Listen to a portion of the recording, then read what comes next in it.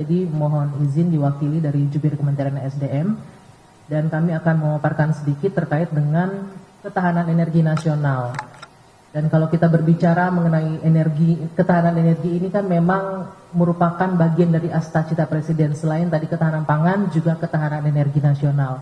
Dan kali ini kami akan memaparkan terkait dengan implementasi program B50 Pak Kepala, karena memang dalam waktu dekat, tepatnya di 1 Juli nanti, akan ada implementasi untuk B50 sesuai dengan arahan Presiden.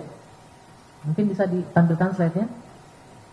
Bahwa memang arah kebijakan pengembangan biofuel kita ini ada 4 faktor. Kenapa kita harus mendorong sampai ke B50. Ini berkaitan dengan kemandirian dan ketahanan energi.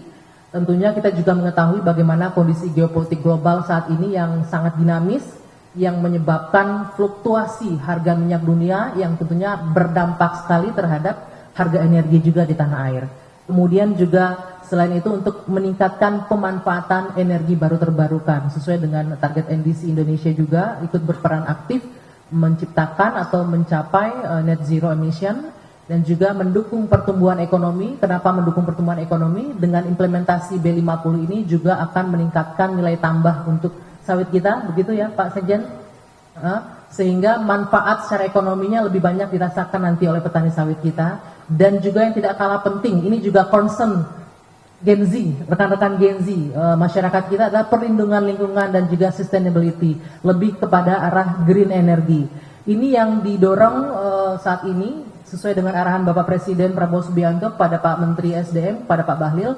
Next, dan kita juga tahu dalam beberapa kesempatan Presiden jelas menyampaikan bahwa kita akan memproduksi solar campuran dari minyak sawit, FAME, itu fatty acid methyl ester yang merupakan asam lemak campuran kelapa sawit yang diblend dengan solar murni dengan komposisinya 50-50, makanya disebut dengan B50. Dan berbicara mengenai ketahanan energi ini ada 4 parameternya, rekan-rekan media yang saya hormati juga.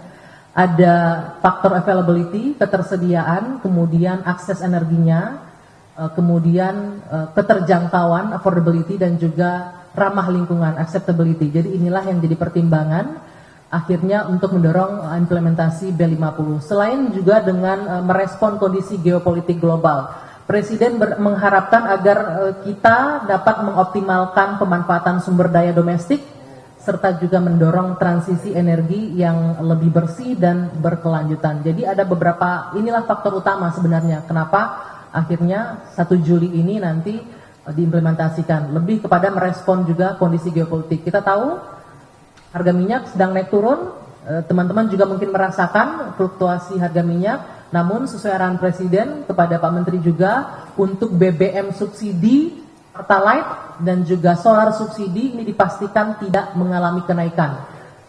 Tujuannya apa? Ini untuk memproteksi masyarakat di kelas paling bawah yang masyarakat rentan, untuk memproteksi masyarakat miskin dan juga menjaga daya beli masyarakat sehingga dijamin untuk BBM subsidi ini untuk tidak naik.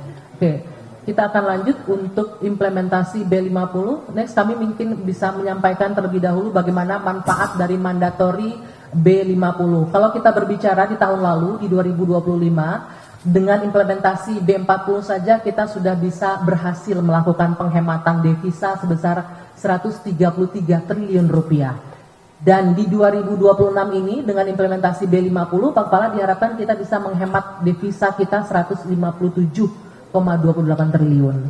Dan tidak hanya itu, ada kabar gembira Pak Sekjen untuk para petani, dengan 2025 dengan implementasi B40 kita itu melakukan peningkatan nilai tambah CPO atau crude palm oil kita sebesar 20,9 triliun. Proyeksinya diharapkan di 2026 ini ada peningkatan nilai tambah sebesar 24,68 triliun.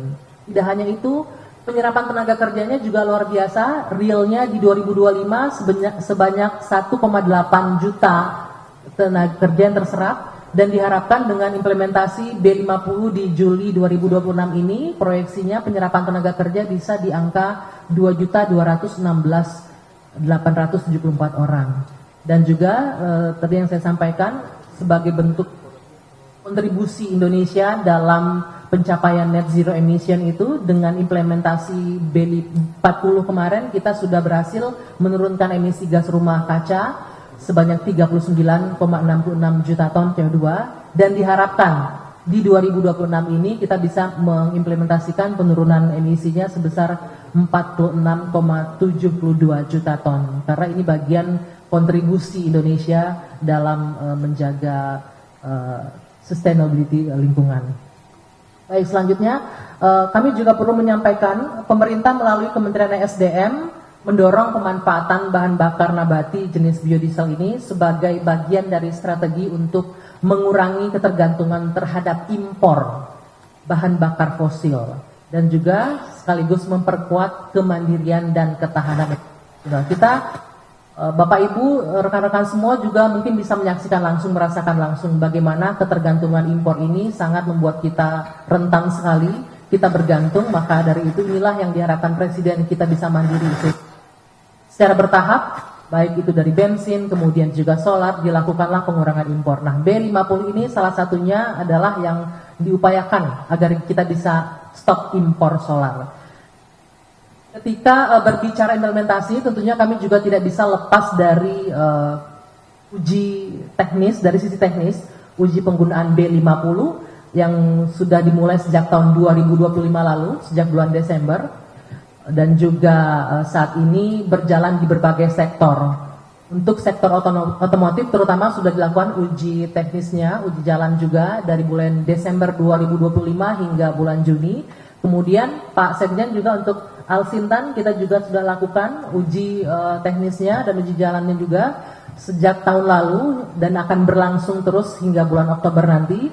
Kemudian juga untuk alat berat pertambangan sudah berjalan untuk uji teknisnya, berikut juga dengan angkutan laut, kereta api dan juga pembangkit listrik. Nah, untuk pembangkit listrik ini memang masih berjalan proyeksinya hingga Oktober tahun ini. Walaupun di beberapa sektor masih tahap uji teknisnya berjalan, kami memastikan bahwa implementasi ini akan dilakukan serentak. Selain itu, pemerintah juga memastikan menyiapkan spesifikasi mutu untuk biodiesel B50 serta memastikan kapasitas produksi FAME.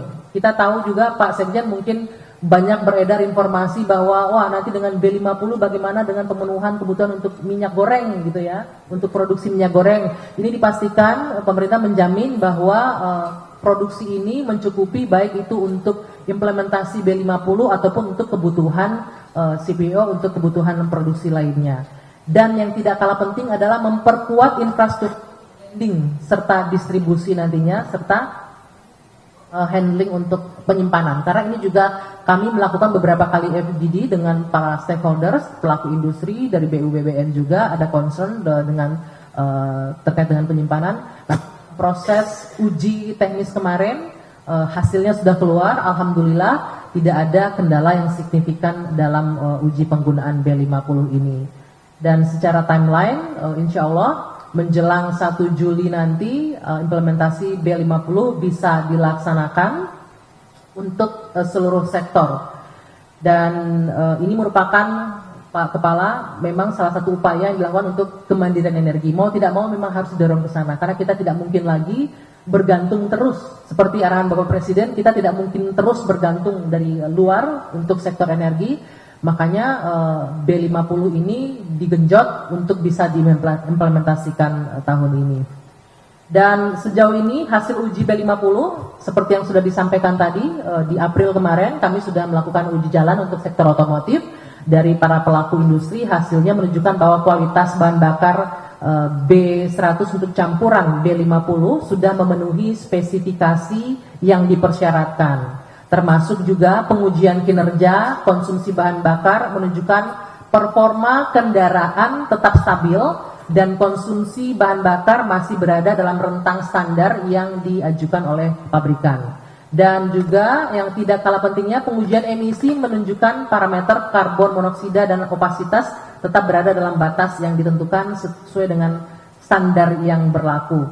Nah, kurang lebih itu Pak Kepala yang bisa kami sampaikan terkait dengan implementasi B50. Harapannya tentu kami mendukung dari segi stakeholder, pelaku industri bisa mendukung penggunaan bahan bakar nabati dan juga menyiapkan infrastruktur kesiapan dari hulu bahan bakunya, kemudian produksi, kualitas maupun distribusi serta blendingnya, pencampuran, karena ini yang sangat menentukan nanti untuk penggunaan B50 dan juga kualitas dari B50 ini. Sementara itu dari masyarakat, kami sangat mengharapkan dukungannya penggunaan bahan bakar nabati ini sebagai bagian dari kontribusi nyata kita untuk mengurangi ketergantungan terhadap energi fosil, ketergantungan kita terhadap impor, dan juga mendukung upaya penurunan emisi untuk energi yang lebih bersih.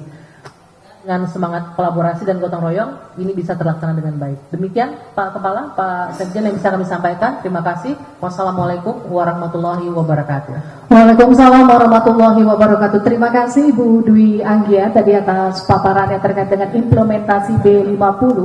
Selanjutnya kita akan